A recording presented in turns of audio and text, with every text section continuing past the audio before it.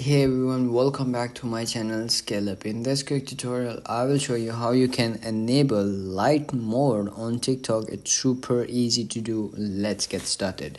Open up your TikTok app and then logged into your account, or as well you can do is go to your profile, and there you will find on the top right corner like three lines. Click on that and then click on settings and privacy at the last option. Click on that and then you will see a bunch of options over here. You have to simply scroll up and you will see in content and display. In this you will see a second last option called display. Click on that and then you will come in appearance of your TikTok app.